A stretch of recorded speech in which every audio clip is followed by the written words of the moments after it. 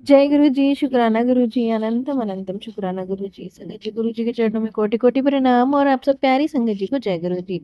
संगत जी, हमारे चैनल पे सुनाए जाते हैं गुरु जी के बहुत ही प्यारे और ब्लेसिंग्स भरे सत्संग, जिन्हें आपको पूरा सुनना चाहिए। संगत जी, गुरु के सत्संग जो है हमारे लिए बहुत बड़ी ब्लेसिंग्स होते हैं, तो इनको लास्ट तक जरूर से सुनना चाहिए। संगत जी, आज शेयर करेंगे एक आंटी जी का सत्संग, जिन्होंने हमें लिख के भेजा है। आंटी जी कहते हैं, जय गुरु जी, शुक्राना गुरु जी, अनंतम अनंतम शुक्राना गुरु जी महाराज।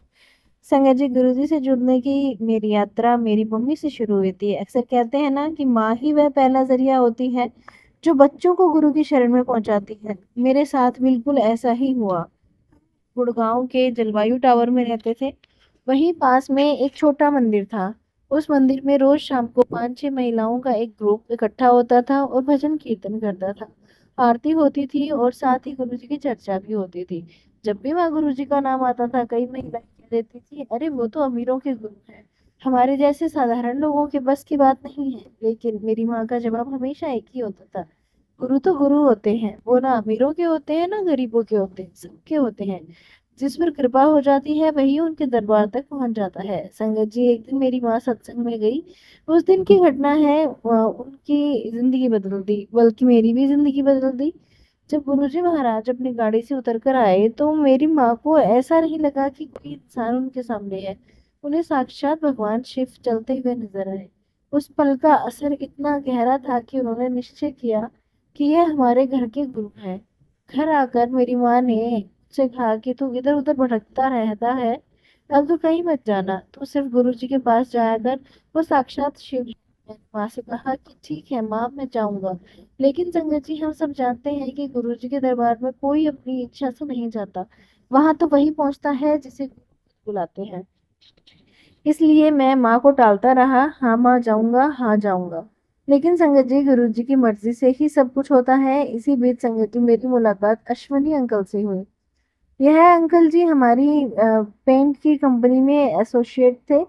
उनके साथ हमारा बिजनेस ट्रेडिंग चलता रहता था। संगत जी, जैसा कि मैंने पहले बताया कि मेरी मम्मी तो गुरुजी को देख चुकी थी, उनके दरबार में जा चुकी थी। उन्होंने मुझे भी कहा था बार बार जाने के लिए, तो गुरुजी के पास जा। लेकिन संगत जी, मैं अब तक गुरुजी से मिलने नहीं गया। तो जब अश्विनी अंकल हमारे पास आते हैं, मैं उन अक्सर उनकी कार में बैठ जाता था।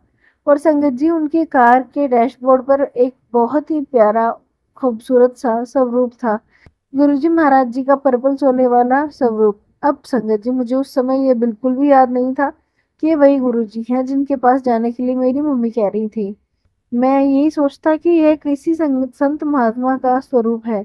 लेकिन संगत जी, आज जब पीछे मुड़कर देखता हूँ तो समझ आता है कि गुरुजी की लीला कितनी खूबसूरत है और अद्भुत है। असल में जो सेवाएं गुरुजी अश्वनी अंकल को देते थे, शायद वह सेवाएं मुझे करनी लिखी थी। क्योंकि होता ये था संगत जी कि जब भी अंकल मेरे पास आते तो कहते, यार मेरे गुरुजी ने मुझे यह सेवा दी, लेकिन मुझे समय नहीं मिल पा रहा, मेरे लिए एक काम कर देना, तो ये ले आना वो ले आना, यहाँ तक पहुंचा देना, ये संभाल लेना।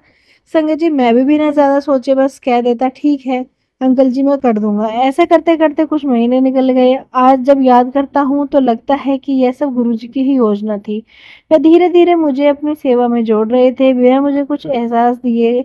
और असल में यह सब उनकी ही लीला है। लेकिन संगत जी, माँ का प्यार और विश्वास बहुत गहरा होता है। एक दिन मेरी मम्मी मुझे बहुत फोर्सफुली कहा कि तुम गुरुजी के पास क्यों नहीं चले जाते हो, कब तक टालते रहोगे। मैंने उस दिन कहा, ठीक है मैं चला जाता हूँ, आप मुझे एड्रेस बता दीजिए। संगत जी, बुधवार का दिन था। मैं अपनी बाइक उठाई और पूछते पूछते एम्पायर स्टेट पहुंच गया। गेट के बाहर मैंने अपनी बाइक लगाई और सोच ही रहा था कि अब अंदर कैसे जाऊं। लेकिन संगत जी, उसी समय मेरे पास एक फोन आया। उस फोन ने मुझे वापस घर बाहर खींच दिया और उसमें मैं अंदर नहीं जा पाया। आप विश्वास नहीं करोगे संगत जी, जो ऐसा सिर्फ एक बार नहीं हुआ, बल्कि लगातार 3.25 महीने तक यह सिलसिला चलता रहा। मैं हफ्ते दर अंपायर स्टेट के गेट तक पहुंचता, बाइक पार्क करता, मन में सोचता कि आज तो अंदर जरूर जाऊंगा। लेकिन संगत जी, या तो कोई फोन आ जाता या कोई रुकावट आ जाती, मैं वापस लौट जाता। गेट तक पहुंच गई। लेकिन दरबार के भीतर कदम नहीं रख पाता था। आज समझ में आता है संगत जी, इसके पीछे क्या राज है, क्या साधारण वजह थी।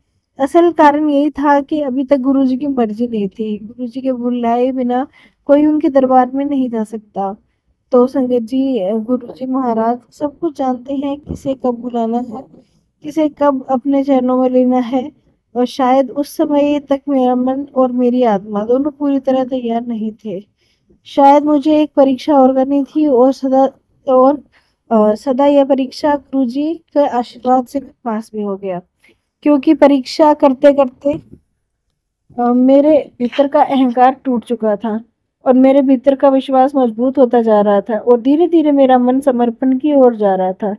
जब गुरुजी ने देखा कि ये बच्चा तैयार है, तब उन्होंने बुला लिया और फिर दरबार का रास्ता अपने आप खुल गया। संगत जी, हम लाख कोशिशें करते हैं लेकिन गुरुजी की मर्जी के बिना उनके दरबार का रास्ता ही नहीं मिलता। जब उनकी मर्जी हो जाती है तो सारे रास्ते अपने आप खुल जाते हैं। संगत जी, आखिरकार यह पावन दिन आया।